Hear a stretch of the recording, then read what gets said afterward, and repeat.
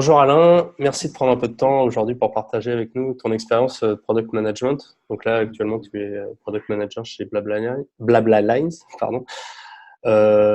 Pour commencer, est-ce que tu pourrais nous présenter rapidement ton parcours jusqu'à aujourd'hui? Ouais, donc quand j'ai fini, donc j'ai fait une école d'ingénieur assez classique. Et en fait, à la fin de mon école d'ingénieur, je suis rentré dans un incubateur qui s'appelle Agoranov, qui est un incubateur assez connu, le plus vieil incubateur à Paris. Et donc quand j'étais dans l'incubateur, je travaillais avec les startups incubées, donc pour les aider à définir un peu des besoins très early stage. Et pendant que j'étais à l'incubateur, j'ai rencontré les cofondateurs d'une startup qui s'appelait à l'époque Palto, puis qui est devenue Less, qui étaient donc les cofondateurs de Criteo. Euh, D'accord. J'étais en train de monter une nouvelle boîte dont le but était de un peu révolutionner la mobilité, donc une parmi beaucoup d'autres existantes, mais d'utiliser en fait de faire en fait de la réallocation de places ou de voitures non utilisées. Donc on était parti sur de l'autopartage et donc je les ai rencontrés quand j'étais à l'incubateur et je me suis fait embaucher en fait donc à la fin de mon contrat, pardon, dans l'incubateur où je suis rentré un peu comme homme à tout faire, où je faisais du produit, du marketing, de l'opération, je travaillais avec les développeurs, etc. Et au bout de 2, 3 mois, comme ça commençait à prendre un peu d'envergure, bah, je me suis reconcentré sur le produit parce que c'était finalement ce qui correspondait le plus à ma personnalité, à mon envie de travail. Et donc, je suis resté chez LES pendant 1 an et demi. Comme donc j'étais product manager, premier employé non tech. D'accord. Donc c'était une place assez cool où je participais à l'élaboration de la roadmap assez long terme avec les cofondateurs. Et au bout d'1 an et demi, en fait, le LES s'est fait racheter par Blablacar. D'accord. Et donc, c'était il y a 1 an et demi maintenant. Et à ce moment-là, donc la question s'était posée de qu'est-ce que je pouvais faire au sein de Blablacar, sur quoi je pouvais travailler. Et ce que j'ai choisi, c'était de travailler sur le projet Blabla Lines, qui était donc le projet le plus proche de celui sur lequel j'avais travaillé chez LES. Donc chez LES, je travaillais sur du covoiturage urbain instantané. Donc c'était D'accord. une relation entre des conducteurs qui allaient d'un point A à un point B en utilisant notre GPS, avec des passagers qui seraient sur leur chemin. D'accord. Et, euh, et donc Blabla Lines, par contre, c'est une application de covoiturage. À l'époque, c'était du courte distance, donc c'était pas d'instantané, c'était vraiment réservation à l'avance.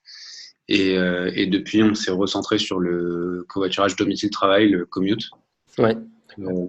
Donc voilà, donc maintenant ça fait 1 an et demi que je travaille sur Blabla Lines en tant que product manager et pendant très longtemps aussi le seul employé non tech, donc le seul employé non développeur, D'accord. ce qui est toujours une position, moi je trouve hyper intéressante en fait d'avoir cette relation très très privilégiée avec les développeurs. Je trouve que c'est une relation de travail qui est assez intéressante et qui est assez challengeante et voire même un peu marrant. Et justement, donc là aujourd'hui, là donc t'es mon product manager chez Blabla Lines, et je me demandais, Blabla Lines, c'est toi qui étais à l'origine ou c'était une idée que Blablacar avait? Et, enfin, comment ça s'est goupillé, cette création de nouvelles Ouais. applications? En Ouais. gros, Blablacar, donc il y a à peu près alors on a attendu en septembre 2019, donc il y a 2 ans et demi. Ouais. Donc Frédéric Mazella, le cofondateur et l'ancien CEO de Blablacar, avait décidé de lancer un nouveau projet. Donc D'accord. il passait beaucoup moins opérationnel sur Blablacar et donc il a décidé de se consacrer à un nouveau projet pour lequel il a recruté quelques personnes à l'extérieur, donc des développeurs, un product manager, un designer, et donc c'est une petite équipe très restreinte. Et donc le projet a été lancé il y a 2 ans et demi, et en fait l'idée c'était de revenir un peu aux sources de Blablacar, donc le nom légal en fait de Blablacar c'est Commuto. Donc, D'accord. c'était vraiment, en fait, ils avaient commencé en essayant le commute et à ce moment-là, en fait, le marché n'était pas du tout prêt. Il y a plus de 10 ans maintenant, il y a Ouais. 15 ans, il n'était pas du tout prêt à se lancer dans le covoiturage, alors encore moins dans le covoiturage domicile-travail. Et donc, et il y a 2 ans et demi, Frédéric s'est dit, bah, peut-être que le moment est assez intéressant pour lancer. Maintenant, il y a beaucoup plus d'entrain et d'engouement pour le covoiturage, donc on peut essayer de voir Ouais. Et c'est pas le seul à avoir eu cette idée-là, parce qu'aujourd'hui, je pense que le covoiturage domicile-travail, enfin, courte distance, c'est un des marchés les plus concurrents. Ouais, Euh, c'est peut-être qu'à l'époque, quand Blablacar avait commencé, les gens voilà, avaient pas l'habitude du covoiturage, donc faire ça tous les jours avec les mêmes personnes, ça pouvait effrayer les gens, j'imagine. Exactement, les gens vont me mettre en retard, etc. Aujourd'hui, il y a toujours les mêmes réticences, hein, mais les gens sont beaucoup moins, grâce justement en fait aux valeurs véhiculées par Blablacar, les gens ont beaucoup plus confiance. Ça reste quand même une des grandes forces de Blablacar, c'est qu'ils ont créé la confiance sur Internet, en tout cas en France, quoi. Ouais, d'accord. Et je me demandais, donc chez Blabla Lines, toi, tu es le seul PM ou est-ce qu'il y a Ouais. d'autres, des PO, des sortes de proxy ou non? Non, je suis seul PM. Je travaille avec un designer, un UX designer quand même. Ouais, d'accord. Mais non, non. Si tu veux, l'équipe aujourd'hui, c'est 6 développeurs, donc 3 back-end, 3 front, un engineering manager, un support, un UX, un PM et un general manager D'accord. qui nous a rejoint pour s'occuper du côté business et des personnes au marketing, donc une personne qui s'occupe du marketing et une personne qui s'occupe du CRM. D'accord. Ok. Et je me demandais ouais, comment ça a été fait. Donc, ces validations-là du besoin client, de ce qu'on fait là en product management. Mm. Donc, je vois que enfin, tu disais là que tu as un service de support, donc des gens qui vont récupérer les demandes, les suggestions, ce genre de choses, Ouais. des clients. Et je me demandais, ouais, ça Alors, va? je suis dans le noir pratiquement. Ah, d'accord. Pas de- Je te laisse allumer la lumière. Oui, donc en gros, c'est bon. Ouais, attends, ouais, je me demandais en fait s'il y avait d'autres moyens, est-ce que vous faisiez d'autres choses comme des interviews face-to-face avec des clients ou des Ouais. meet-up, des focus group, enfin d'autres choses, ou c'était pour l'instant essentiellement le support qui vous remontait? Alors, en gros, en termes de finalement un peu user Ouais, research, ouais, donc Blablacar, c'est un sujet assez important ici. On a maintenant créé, il y a un vrai pôle de user research qui s'est créé. Donc, on est en train de mettre en place vraiment des gros process d'interview, de recrutement d'utilisateurs ou non. Euh, et donc, si tu veux, moi, quand je suis arrivé, je me suis lancé dans le truc. Et puis, au bout d'un moment, je me suis dit, attends, on est vraiment dans le tunnel.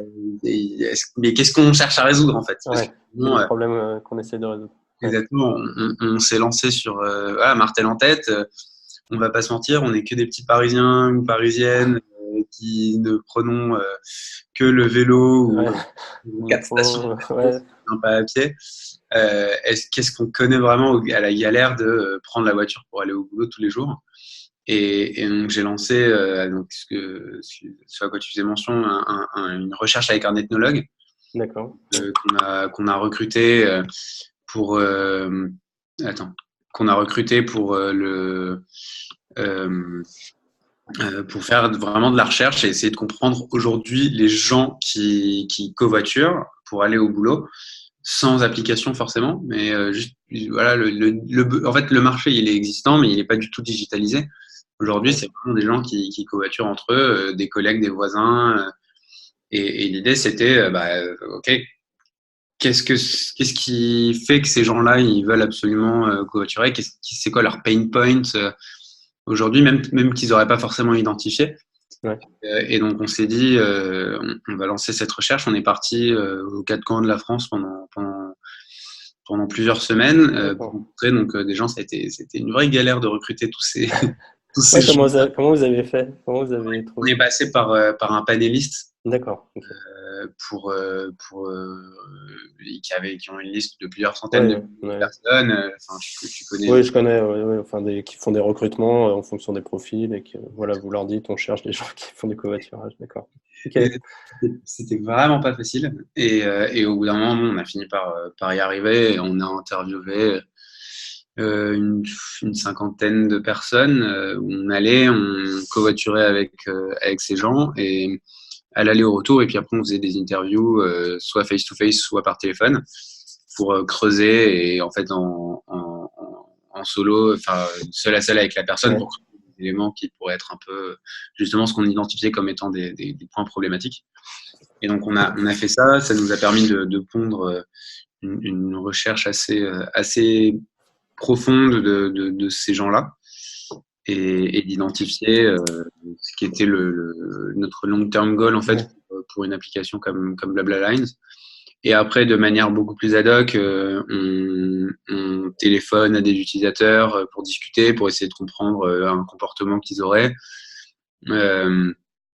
et faire des tests d'utilisateurs pour des nouvelles fonctionnalités.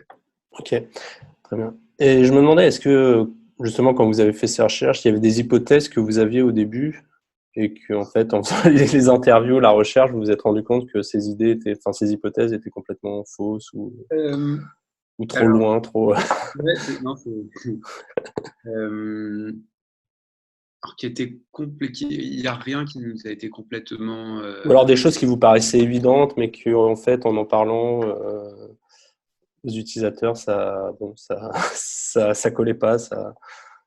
J'essaye de réfléchir justement. J'ai pas mal réfléchi et j'ai pas identifié de points sur lesquels on se serait complètement planté. Je pense qu'il y en a un quand même assez important. En fait, c'est le point du paiement. Sur lequel on se posait énormément de questions. Enfin, on avait énormément d'hypothèses, mais qui finalement n'étaient pas forcément les plus adaptées. On se disait, mais attends, ces gens-là, ils doivent galérer, et vas-y, que je te donne la pièce de 2 euros, que je te paye un café, etc. En fait, on essayait de comprendre, et ça, c'est un point qu'on a ressorti, c'était, en fait, il y a beaucoup moins de questions d'argent au quotidien entre les gens qui covoiturent et parce que ces gens-là, en fait, ils estiment avoir un comportement qui fait que ça s'équilibre à terme. Et en fait, c'est ça qui fait marcher le covoiturage, c'est l'équilibre du don et de la réception, on va dire, donner, recevoir, je te donne ci, tu me donnes ça. Et en fait, on pensait que les gens, ils comptaient que sur l'argent, mais en fait, il y a énormément d'autres choses tout autour. Donc voilà, c'est pas forcément très clair, mais il y a beaucoup. Non, il y a pas énormément de choses. Ça reste quand même. Enfin, en fait, le truc, ça reste quand même. On a tous des gens autour de nous qui covoiturent ou ont covoituré à un moment pour aller au boulot avec un voisin ou un collègue.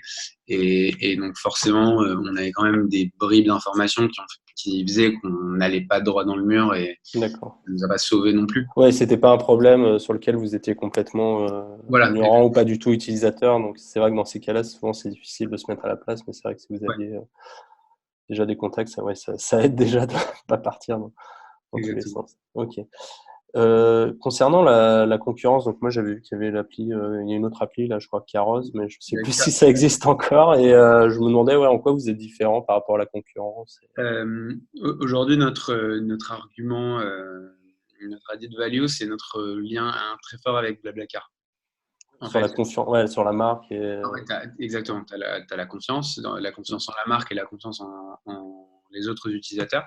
Ouais. Mais il y a aussi un élément qui est assez intéressant, c'est le côté. En fait, nous,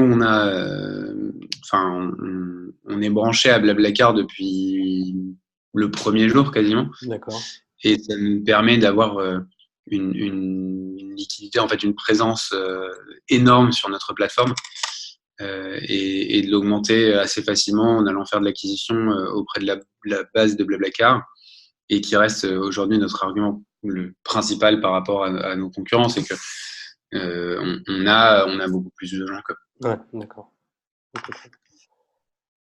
Ok, donc plus de gens, donc forcément plus de propositions, et donc on a plus de chances de trouver, parce que c'est le problème des places de marché en général, où il y a toujours un côté qui est vide.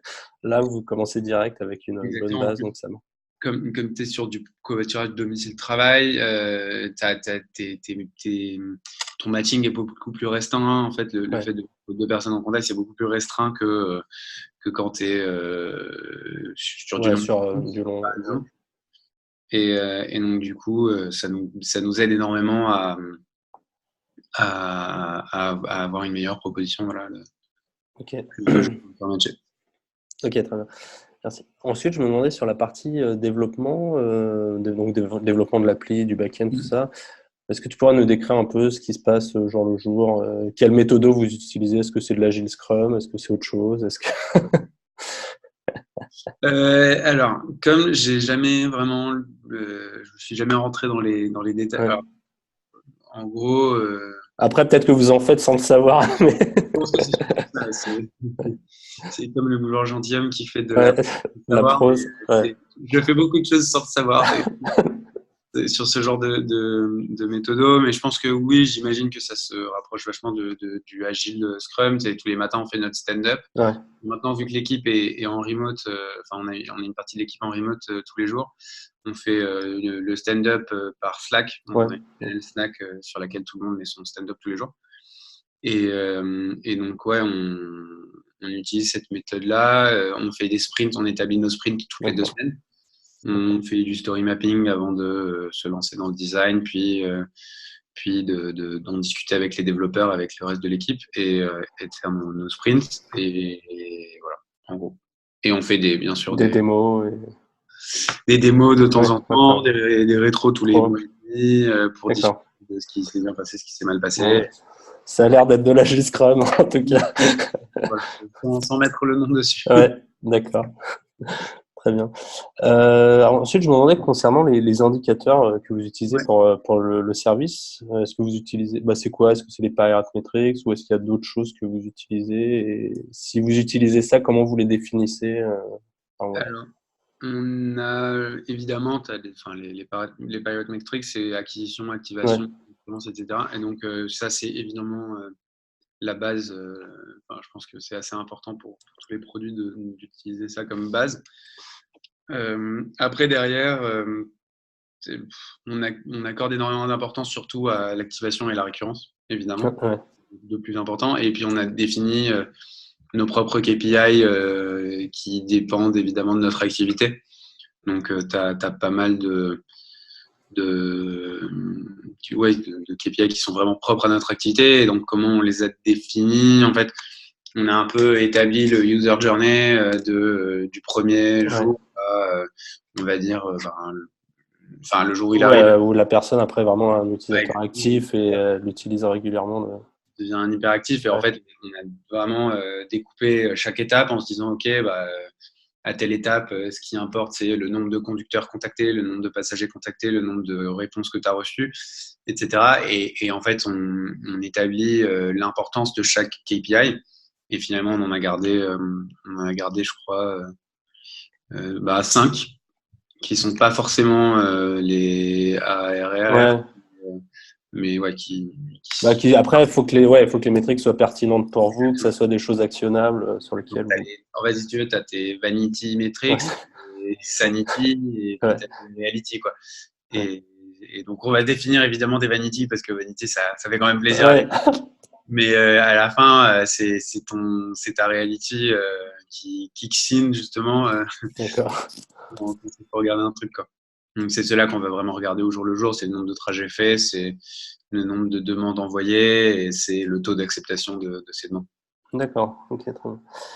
Et donc je voyais aussi, ouais, tu parlais du fait de déterminer ouais, des OKR, là, donc j'explique, c'est les Objectives and Key Results pour le produit, donc trimestriel et annuel. Et voilà, comment tu fais pour les déterminer et les Alors, suivre?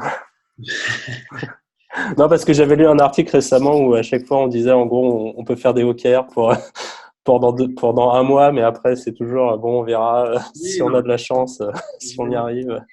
De manière générale, en fait, une roadmap, le VP Product, il dit toujours Do you believe in Santa? It's like believing in your roadmap, quoi. Ouais, L'idée, c'est les OKR, c'est la même chose, mais c'est un outil qu'on utilise. C'est pas forcément l'outil que j'utilise le plus, mais ouais, disons qu'il permet surtout de définir tes objectifs en fonction des objectifs business et de ce qu'on a déterminé comme étant les objectifs, les priorités pour le produit pour le reste de l'année. En l'occurrence, là, on s'était défini certains objectifs pour tout 2019 ouais.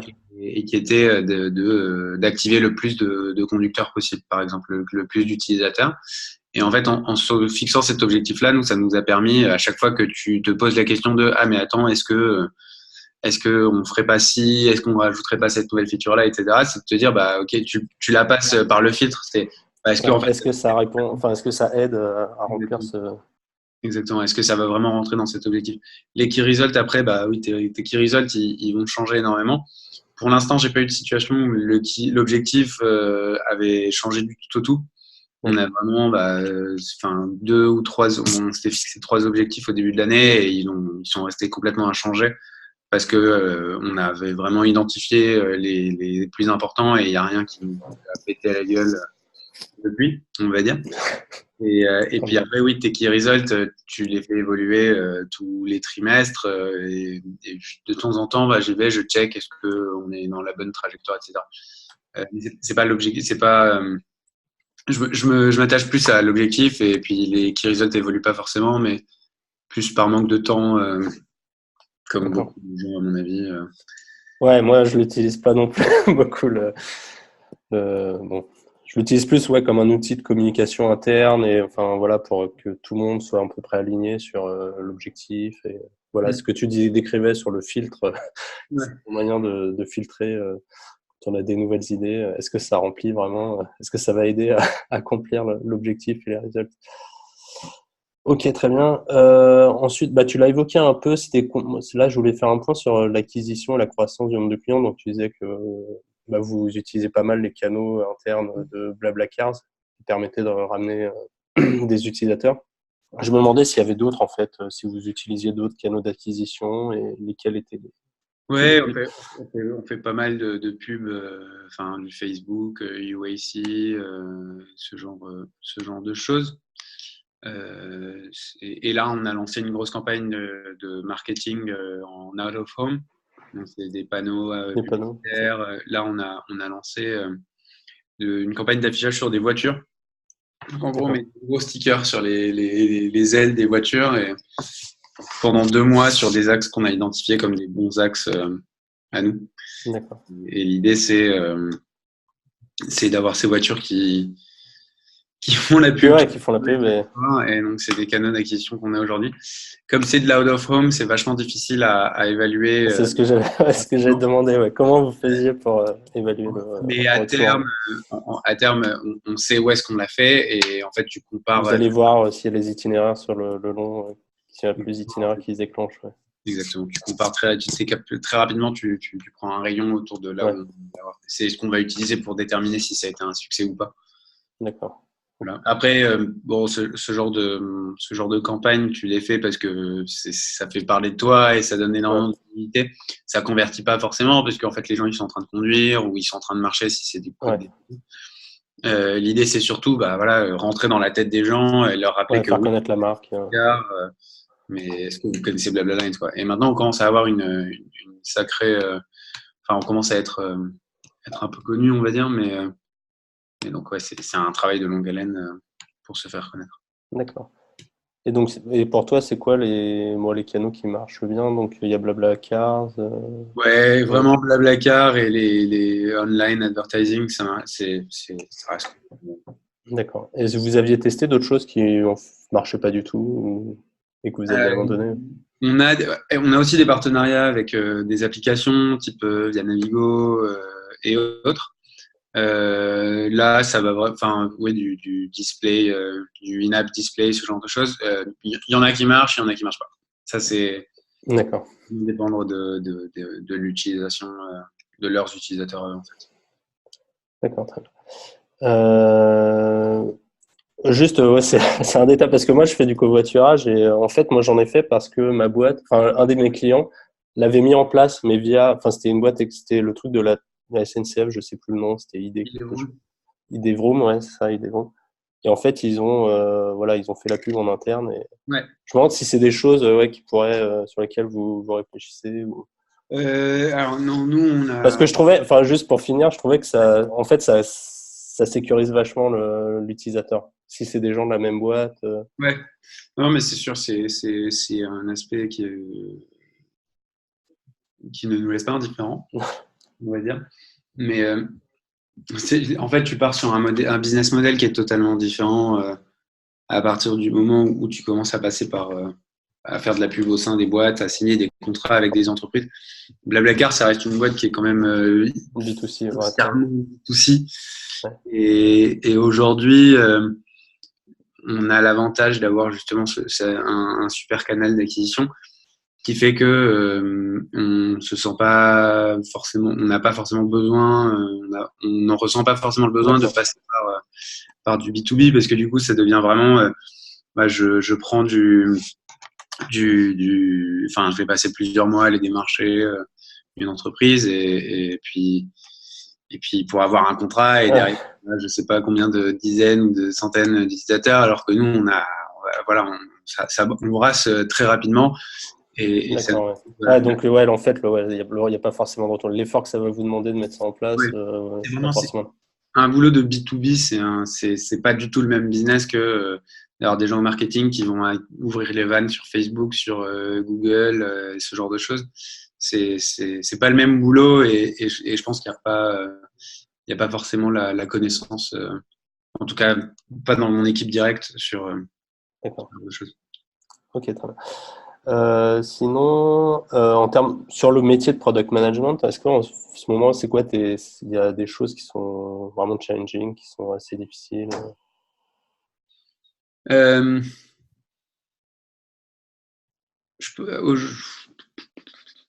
je pense que le plus challenging pour un PM, après, bon, ça dépend du PM, ça dépend de la boîte, ça dépend, ouais. de réaction, mais pour moi, en fait, moi, je travaille directement, je suis en contact direct avec les devs. Et aujourd'hui, enfin, pour moi, le plus compliqué, entre guillemets, c'est d'aller de faire le produit le meilleur, le mieux fait, le mieux léché, etc. Et derrière, tu as la discussion d'aller convaincre les devs qui sont des stakeholders qui sont hyper pragmatiques et qui sont vraiment. Enfin, faut vraiment les convaincre que, ok, ce que j'ai là, que je te propose, c'est pas juste je l'ai rêvé cette nuit. Ouais. C'est un vrai truc qui va vraiment créer de la valeur parce que toi, tu as passé 2 heures à faire ta spec, ton designer, il a passé quelques heures, quelques jours à faire des designs, mais eux, c'est du vrai boulot qui prend vraiment du temps, qu'il faut maintenir, que quand tu vas aller, plus tu vas rajouter des choses qui vont interagir et parfois il va y avoir du conflit entre des nouvelles et des anciennes features. Et donc, du coup, eux, ils ont cette vue d'ensemble-là de tout le système. Ouais. Toi, t'as pas parce que en fait, finalement, tu prends un problème, tu le descends, tac, tac, tac, tac, voilà, tu le résous et puis tu passes au problème d'après. Et en fait, c'est limite, t'as oublié. Ouais. Il y a 2 problèmes et tu te rends pas compte que le truc sur lequel tu bosses maintenant, en fait, ça pète tout ce que tu as fait il y a un mois. Toi, tu l'as oublié, mais eux, ils l'ont pas oublié. Ils l'ont sous les yeux et ils te disent, ah bah non, regarde, si tu fais ça, en fait, ça marche plus. Et aujourd'hui, c'est, je pense, la partie la plus challenging et la plus compliquée, mais en même temps la plus marrante. Ouais, c'est la négociation, l'arbitrage avec les développeurs. Et en fait, ça t'oblige en tant que product à toi bien faire ton boulot. Ouais, à bien justifier, enfin, ouais, à trouver des preuves.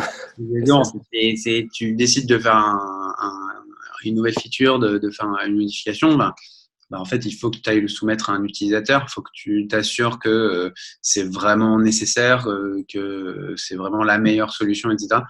Et donc, finalement, je pense que c'est une difficulté qui est en même temps la plus, enfin, celle qui te permet de grandir en tant que product. Ouais, ça te force en fait à te poser vraiment les questions, les bonnes questions. Exactement. Ok. Pour finir, est-ce qu'il y aurait un livre sur le product management ou autre chose, le design ou quelque chose qui t'aide dans ton métier de product manager à nous recommander? Un avis de lecteur de Medium. Medium, d'accord. Je suis abonné à tout ce qui est plein de trucs sur le design, sur les produits, sur la strat pour une entreprise, etc. Je suis un avide acheteur de livres, Ouais. mais je les lis pas forcément. Donc si sur ma table de chevet, j'ai 2 bouquins depuis quelques mois qui sont Crossing the Chasm, qui est assez classique, ouais. Un vrai classique, et Roadmap Relaunched, qui est un bouquin qui explique comment bien gérer une roadmap. En fait, que l'utilisation que les gens ont de la roadmap aujourd'hui, elle est un peu pétée et qu'il faudrait reprendre un peu le problème à zéro et qui donne des bonnes méthodes en interviewant plein d'autres products, operations, etc., sur comment est-ce qu'ils gèrent leur roadmap. Et alors, autant Crossing the Chasm est hyper connu, autant Roadmap Relaunch est moins connu. Ouais, je le connais pas. Et en fait, la raison pour laquelle je l'ai acheté, c'est parce que j'étais à la Product Conf il y a, je sais plus, c'était il y a 3 ou 4 mois. Ouais. Et donc, comment il s'appelle, Todd, je crois que c'est Todd McCarthy, un truc, Bruce McCarthy, qui est un des auteurs du bouquin, qui a présenté justement son bouquin. Et comme ça faisait des mois que je l'avais dans mon carte Amazon, je l'ai vu, je l'ai écouté, j'ai adoré. Ça t'a convaincu. Voilà. Et je le lis très lentement. Mais je pense que le lire dans mon lit, c'est pas forcément la meilleure idée. Mais non, c'est un bouquin sur lequel j'y vais de temps en temps quand même y pêcher des informations que je conseille parce qu'il est vraiment hyper cool. Et en fait, la rigueur de ta roadmap, de comment ça te pousse vraiment d'aller présenter ta roadmap au dev, à la stratégie, au CEO de la boîte, au VP product, etc., etc. Tu présentes cette roadmap et en fait, tu as besoin qu'elle soit la plus claire, la mieux définie possible, d'avoir pris en compte tous les worst case scénarios, etc. Et je pense que c'est une vraie, maintenir une bonne roadmap, même si c'est hyper compliqué, c'est un challenge assez intéressant pour un PM. C'est ce qui te permet vraiment de communiquer en fait. Ouais, voilà, c'est ça que je voulais dire, c'est que souvent on dit que la roadmap, bon, c'est un peu illusoire dans le sens où on va changer, on peut jamais garantir au bout de 6 mois, mais c'est quand même un outil de communication